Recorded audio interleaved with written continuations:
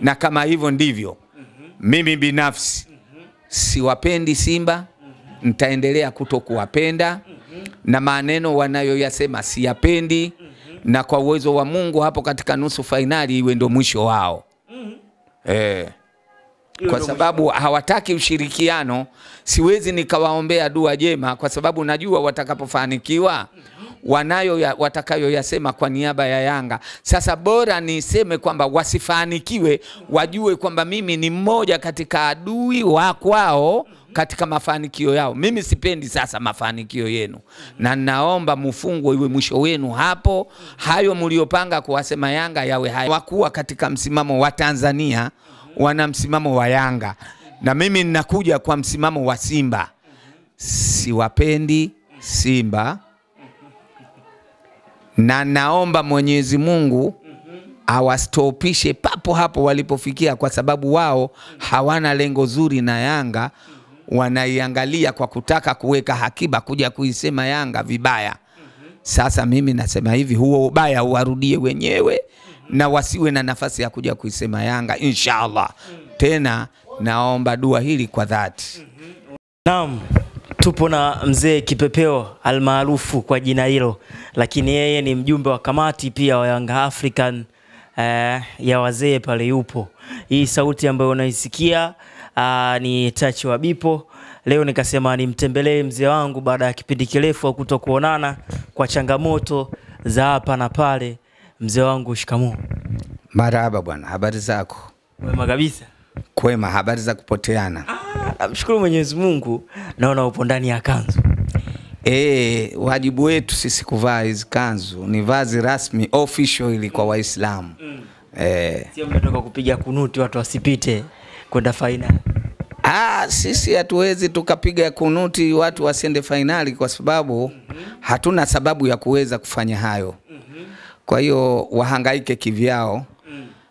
Japokuwa wanahangaika na imani zao hazitosheki kwa yale wanayoyafanya, wanajaribu kuleta na visingizio, wanajaribu kuleta mpaka meneja wa uwanja anakuwa hana thamani katika uwanja wake na kufukuzwa eti kwa sababu ya mchezo wa Simba na Al-Masry. Ni vitu vya ajabu kwetu sisi, ni vitu vya ajabu kimichezo, ni vitu vya ajabu kwa sababu meneja wa uwanja ana manage uwanja wake. Unamtoa kwa kupoteza imani gani kwa meneja wa uwanja? Lakini kwa kuwa hayo ni ya kwao wao wenyewe, tunawaachia wenyewe. Lakini kwa namna nyingine ukirudi nyuma ukiangalia, Simba keshacheza kimataifa uwanja wa Mkapa, na meneja wa uwanja akiwepo, na Simba anapata ushindi. Kilichompelekea safari hii amuondoe meneja wa uwanja eti kwa sababu ya kutafuta ushindi kimeniajabisha kwa upande wangu mimi binafsi. Na hii ni imani dhaifu. Ikibidi kwamba unapoteza imani mpaka na watendaji wa uwanja, unategemea nini? Hicho unachokitegemea kinaweza kikafeli, na kitakapofeli, je, utamsingizia nani? Kwa sababu kama meneja wa uwanja umemfukuza kwa sababu ya imani unayoijua wewe mwenyewe, eti unatafuta ushindi. Kama ingekuwa sasa kwa mfano meneja wa uwanja umemuondoa na ukaja ukafungwa, ungekuwa na lipi la kusema? Kwa hiyo hii ni udhaifu wa imani. Lakini hayo mambo ya Ngoswe, mwachie Ngoswe mwenyewe. Tunawaachia wenyewe, sisi tunaangalia yetu. Kufuzu kwa Simba kuelekea nusu finali, wewe kwako umelipokeaje kwa watani wako? Kuingia sasa hivi wanakuambia wanaiangalia finali, huenda wakiingia watakuwa wameshaifikia rekodi yenu, sasa ni bado kuvunja tu.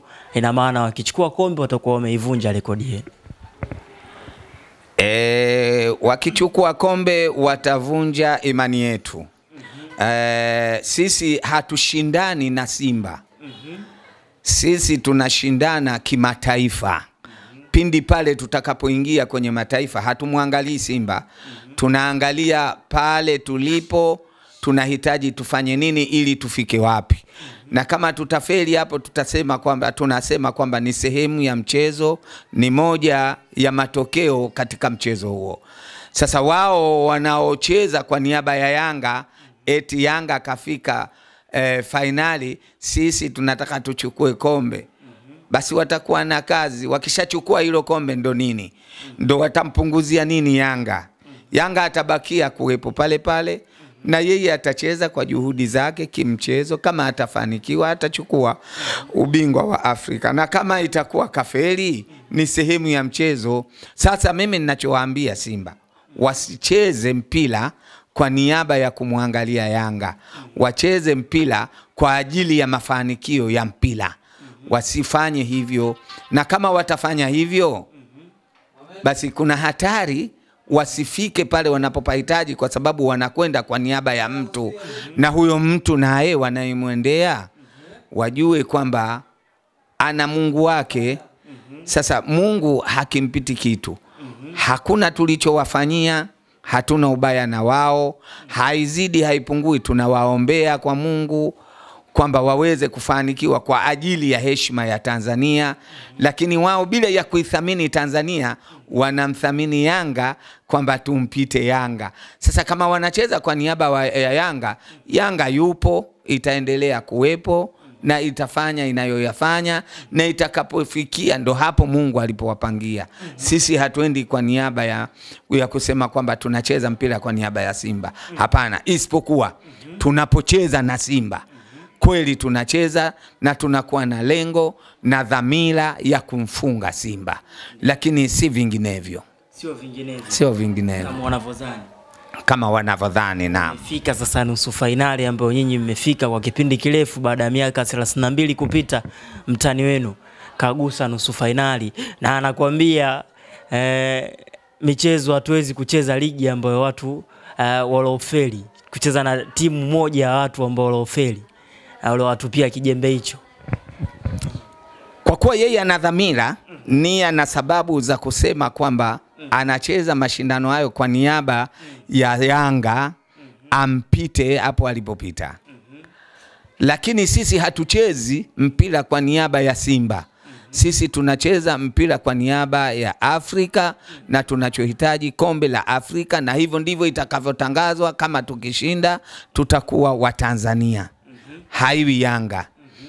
Yeye kwa kuwa ni lombokeni, hajui maana ya nini mashindano, ndo maana na sababu anacheza kwa niaba ya Yanga.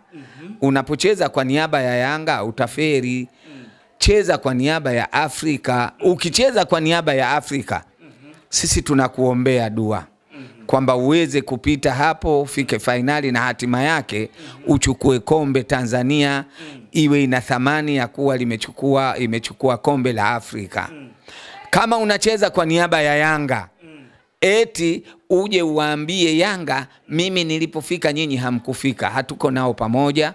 Na kama hivyo ndivyo, mimi binafsi siwapendi Simba, nitaendelea kutokuwapenda, na maneno wanayoyasema siyapendi, na kwa uwezo wa Mungu hapo katika nusu finali iwe ndo mwisho wao. Kwa sababu hawataki ushirikiano, siwezi nikawaombea dua jema, kwa sababu najua watakapofanikiwa watakayoyasema kwa niaba ya Yanga. Sasa bora niseme kwamba wasifanikiwe, wajue kwamba mimi ni mmoja katika adui wa kwao katika mafanikio yao. Mimi sipendi sasa mafanikio yenu, na naomba mufungwe, iwe mwisho wenu hapo. Hayo mliopanga kuwasema Yanga yawe hayapo, yakomee hapo hapo katika hiyo nusu finali. Hilo ndio ombi langu kwa Mwenyezi Mungu, na Mungu na imani atanikubalia kwa hilo. Hii unapata jeuri baada ya kuona mtani wako akikutana na timu za South Africa anakuwa hawezi kupata matokeo mazuri? Mimi wakati walipokuwa wanacheza na Al Masry, wana ahadi kabla hawajacheza nao. Nadhani nilizungumza na media zangu, zimeonekana zikiwa hewani. Niliwaombea dua, nikasema Mungu awafariji, Mungu awasaidie, wapite, waingie nusu finali. Niko pamoja nao, na wana Yanga hatuna ubaya na wao. Leo mmekubali uwezo wao. Leo Mungu kasaidia hayo kwa niaba tulikuwa tumeomba dua hilo kwa niaba ya Tanzania ili tutengeneze heshima Tanzania, tutengeneze thamani Tanzania, tuheshimike Tanzania, na tujulikane kwamba tunajua mpira Tanzania. Lakini wao hawakuwa katika msimamo wa Tanzania, wana msimamo wa Yanga. Na mimi ninakuja kwa msimamo wa Simba. Siwapendi Simba, na naomba Mwenyezi Mungu awastopishe papo hapo walipofikia, kwa sababu wao hawana lengo zuri na Yanga. Wanaiangalia kwa kutaka kuweka hakiba kuja kuisema Yanga vibaya. Sasa mimi nasema hivi, huo ubaya uwarudie wenyewe na wasiwe na nafasi ya kuja kuisema Yanga, inshallah. Tena naomba dua hili kwa dhati. Unaomba dua hili kwa dhati bila ya wasiwasi. Baada ya kuona wamekaribia kufuzu nusu finali, wakasema sasa sisi na Yanga sio watani tena, ni maadui. Tunathibitisha kwa matakwa yao. Uadui huo unapatikana kutokana na matakwa yao. Kwa kuwa matakwa yao yamesimama kuona kwamba Yanga kwao ni maadui, sasa na sisi tunajipanga kiuadui. Inshallah Mwenyezi Mungu ataonyesha rehema zake kwa uwezo wake mwenyewe Mwenyezi Mungu, na yale ambayo wao wanayoyahitaji yasipatikane abadan, wawe wameishia hapo walipofikia. Sababu ya kusema hivyo nyinyi sasa hivi ni maadui, baada ya kuona Al-Masry kupita mlango tofauti na ule lango kuu ambalo wanapitia wachezaji wote, na hii tabia mara nyingi inafanywa na timu yako Yanga African. Ndio maana wakasema nyinyi mlikuwa mna nia nzuri na katika ile mechi, licha ya kuwatakia mema kufuzu nusu finali. Akili yao, mawazo yao, Yanga ni Yanga, Al-Masry ni Al-Masry. Kupita mlango ambao walioutaka wao lazima wapite huo mlango. Wao Al-Masry hawakutaka kupita mlango huo. Kwa hiyo wana uhuru wao katika hayo. Na kama kutakuwa na makosa, watahukumiwa kutokana na makosa yao, na wakihukumiwa hahukumiwi Yanga, watahukumiwa Al-Masry kwa makosa walioyatenda. Sasa wao kuchukua wakakompea na Yanga eti huwa anapita mlango uliokuwa sio, tunapita ni maamuzi yetu, hatupangiwi. Na kama tukipita tukiwa tumefanya kosa, tunahukumiwa kama Yanga, hahukumiwi timu nyingine. Sasa wao katika kutapatapa hawajiamini. Ndio maana na sababu iliwapelekea mpaka meneja wa uwanja wamuondoe. Haya, Yanga kapita uwanja sio, na Al-Masry wamepita uwanja sio, na huyu meneja na yeye wamemfukuza, alipitia uwanja gani? Na kama itakuwa hivyo ndivyo, basi kila mechi watakayocheza wawatoe viongozi wa uwanja. Na ikiwezekana hata Yanga watutafutie mji mwingine au nchi nyingine, tutoke Dar es Salaam twende tukakae katika nchi nyingine, kwa sababu Simba anacheza Dar es Salaam. Utakuwa upuuzi. Mawazo hayo waliokuwa nayo hayatawasaidia, bali itakuwa ndo kwanza watajipalilia moto, na moto huo utawaunguza, na wataona jinsi watakavyoungua sasa. Na wataona watakavyoungua sasa. Sisi tumekaa kimya, tunajua nini huwa wanafanya Simba kwetu. Tunajua sana wanachofanya Simba kwetu pindi pale tunapokuwa na michezo yetu. Tunajua hicho, lakini sisi huwa tunawadharau na kuwapuuza. Lakini kama wanatuchokoza sasa, wameona kimya chetu ni kikubwa, wanaona uwezo wao ndio unaowafikisha hapo. Sasa mimi nasema hivi, tutafanya kweli kama wao wanavyofanyaga. Hawachelewi kuweka mikono kichwani na kulia. Hivi sasa hatufanyi, na ndo utasikia kwamba Yanga wanacheza michezo yetu, Yanga wanafanya hivi, hatufanyi chochote. Sasa kama wanatuchokoza, wanataka tucheze, tutacheza. Na tutakapocheza, wasije wakaweka mikono kichwani wakamlilia tena Yanga, walie na mdomo wao, kwa sababu mdomo wachongea kichwa. Kwa kikosi cha Simba cha mtani wako unavyokiona, kina uwezo wa kufika fainali na kubeba kombe la shirikisho? Simba bado wangali wachanga. Simba hawana timu ya kujidai. Simba hawana uwezo wa kufika kuchukua kombe hili. Wanajidanganya na kujenga tumaini la nafsi yao katika mawazo yao kwamba watachukua kombe hilo, lakini hawachukui. Na kama mimi naongopa, nipo hapa baadaye, njoo siku yoyote baada ya kucheza Simba hiyo nusu fainali yao, alafu njoo hiyo baada ya tarehe 20 uje unambie je wako wapi. Lakini nakuhakikishia hawajawa na timu. Ilikuwa wanajitahidi, na mpaka sasa hivi nasema wanajitahidi. Al-Masry sio kipimo cha kuona kwamba Simba wana timu mzuri. Al-Masry wenyewe sio timu ya mashindano. Al-Masry tunaichukulia hapa Tanzania kama timu gani? Labda mfano tunaweza tukasema kama Mtibwa tu au kama Kagera Sugar. Sio timu ya kipimo kwa Simba kuona kwamba sisi tuna bonge la timu kwa kucheza na Mtibwa.